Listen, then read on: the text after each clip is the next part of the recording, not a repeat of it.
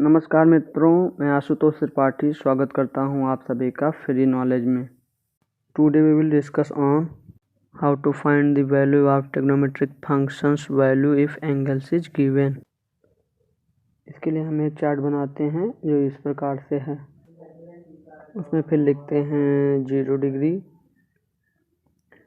फिर 30 degree, 45 degree, 60 degree और उसके बाद में लिखते हैं 90 डिग्री। फिर एक और कॉलम बनाते हैं जिसमें लिखते हैं परपेंडिकुलर मीन्स लंब, फिर दूसरे कॉलम में फिर हाइपोटेनियस मीन्स कर्ण और फिर उसके बाद लिखेंगे बेस मीन्स आधार। उसके बाद में एंगल वाले में लिखेंगे 0, 1, 1, √3, 1। ये लिखेंगे परपेंडिकुलर वाले कॉलम में। उसके बाद में हाइपोटेनियस वाले कॉलम में 1, 2, √2, 2, 1। उसके बाद में फिर बेस वाले कॉलम में लिखेंगे 1, √3, 1, 1 एंड 0। उसके बाद हमारे सामने इस प्रकार का एक चार्ट बन जाता है। अब हम आपको सिखाएंगे कि इस चार्ट से हम किसी भी एंगल को कैसे मापेंगे। मित्रों, अब जैसा कि आप देख रहे हैं कि कॉलम बन गया है हम लोगों का। अब हम आपको सिखाने जा रहे हैं कि जैसे ये जो एंगल्स दिए हैं, रेशियो दिए हैं, परपेंडिकुलर, हाइपोटेनियस, बेस, इन सब के सहायता से कैसे मान ज्ञात करेंगे साइंस, कास, टैन और उनके व्युत्क्रमों का।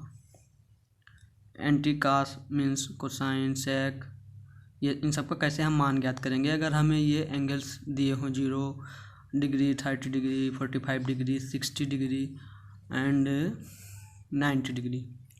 तो चलिए शुरू करते हैं। अब जैसे हम लोग जानते हैं कि साइन थीटा बराबर होता है परपेंडिकुलर अपॉन हाइपोटेनियस। अब जैसे हमें साइन 0 का मान ज्ञात करना है तो हम जानते हैं कि साइन 0 का मान 0, बट हाउ। हमारे दिमाग में ये पहला क्वेश्चन आएगा। तो हम देखते हैं कि साइन 0 बराबर 0, तो हम लिखेंगे साइन। उसके बाद हम जानते हैं 0 का लिख लें, 0 का हमें मान ज्ञात करना है इसलिए लिख देंगे यहाँ पर 0। और हम जानते हैं कि साइन 0 बराबर होता है परपेंडिकुलर अपॉन हाइपोटेनियस। उसके बाद हम जाएंगे 0 वाले कॉलम में। यहाँ पर देखेंगे कि परपेंडिकुलर कितना दिया हो 0, तो यहाँ पर हम लिख देंगे 0 अपॉन हाइपोटेनियस वाले कॉलम में क्या लिखा हुआ है 1, तो यहाँ पर हम लिख देंगे 1। इस प्रकार साइन 0 इज इक्वल टू ये हो गया और ये हो जाएगा 0, तो साइन 0 बराबर 0। अब हमें पता है कि कॉस थीटा बराबर होता है base upon hypotenuse, base upon hypotenuse.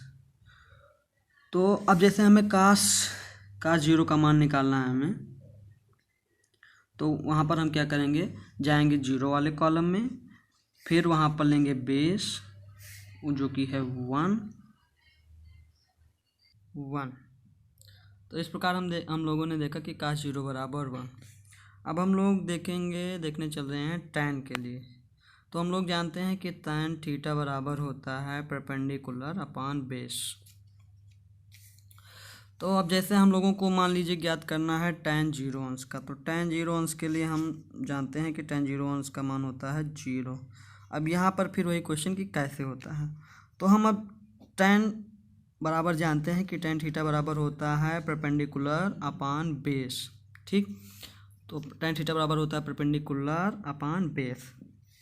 अब हमें tan 0 का अगर मान निकालना है तो हम tan 0 वाले कॉलम में जाएंगे, देखेंगे परपेंडिकुलर का मान कितना है, तो परपेंडिकुलर का मान दिया हुआ है 0, यहाँ पर लिख दिया 0। फिर 0 वाले कॉलम में बेस पे जाएंगे, बेस पे मान दिया हुआ है 1, तो हम लोगों ने लिख दिया 1।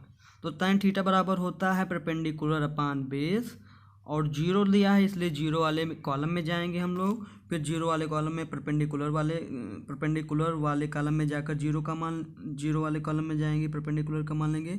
फिर बेस वाले कॉलम में जाएंगे और 0 वाले कॉलम से मान लेंगे। अब जैसे मान लीजिए हम लोगों को ज्ञात करना है tan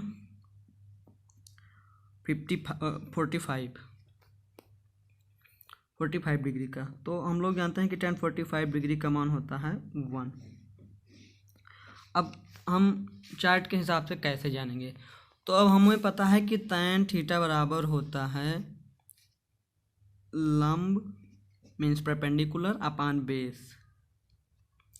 अब ये tan थीटा बराबर हो गया कि लंब अपान बेस। अब इसी प्रकार हम tan 45 का देखेंगे अगर, तो वो कैसे 1 आएगा। तो इसके लिए हमें 45 वाले कॉलम में जाना पड़ेगा, वहाँ पर परपेंडिकुलर वाले कॉलम से देखेंगे तो ये आएगा 1। तो हम लोगों ने देखा कि tan 45 degree is equal to 1 अपान, फिर बेस वाले कॉलम में जाएंगे यहाँ पर, और उसके बाद फिर आधार वाले कॉलम में जाएंगे। तो बेस वाले कॉलम में और 45 वाले कॉलम में 1 दिया हुआ है, तो 1। इस प्रकार हम लोगों ने देखा कि tan 45 बराबर 1/1 बराबर 1। अब जैसे हम लोगों को ज्ञात करना हो, मान लीजिए कि cos 45 अंश का, तो ये हम लोग जैसा कि जानते हैं कि 1/√2 होता है। अब फिर वही बात की कैसे होता है, तो इसके लिए हम देखेंगे, यहाँ पर जाएंगे 45 वाले कॉलम पर, कास वाले हाँ पहले जाएंगे 45 वाले कॉलम पर।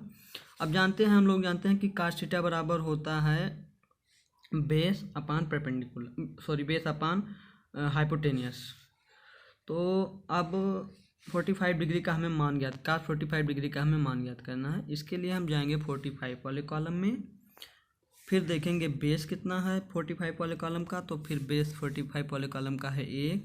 तो हम लोगों ने cos 45 is equal to, base वाले कॉलम में गए, यहाँ पर 45 वाले कॉलम में गए और फिर उसके बाद बेस वाले कॉलम में गए, तो फिर 1। और cos थीटा बराबर का होता है बेस अपान हाइपोटेनियस। अब उसके बाद 45 का हमें मान ज्ञात करना है, cos 45 का मान ज्ञात करना है, इसलिए फिर 45 कॉलम में जाएंगे। उसके बाद हाइपोटेनियस वाले कॉलम में जाएंगे, वहाँ पर दिया गया है √2 लिख देंगे। इस प्रकार cos 45 बराबर आ गया 1/√2।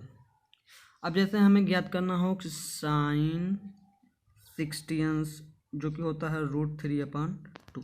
अब कैसे होता है, तो इसके लिए हमें 60 अंश वाले कॉलम में जाना पड़ेगा। और sin थीटा बराबर होता है लंब अपान कर्ण, मीन्स कि परपेंडिकुलर अपान हाइपोटेनियस।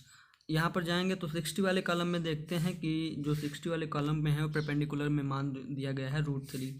तो sin 60 वाले कॉलम में गए, वहाँ पर हम लोगों ने देखा कि 60 वाले कॉलम में परपेंडिकुलर का मान √3 दिया गया है। तो यहाँ पर हम लिख देंगे √3, और साइन बराबर होता है परपेंडिकुलर अपान हाइपोटेनियस। अब उसके बाद 60 अंश यहाँ पर लिखा हुआ है, तो 60 वाले कॉलम में जाएंगे, और हम लोगों ने पहले ही परपेंडिकुलर का मान √3 लिख दिया है हम लोग।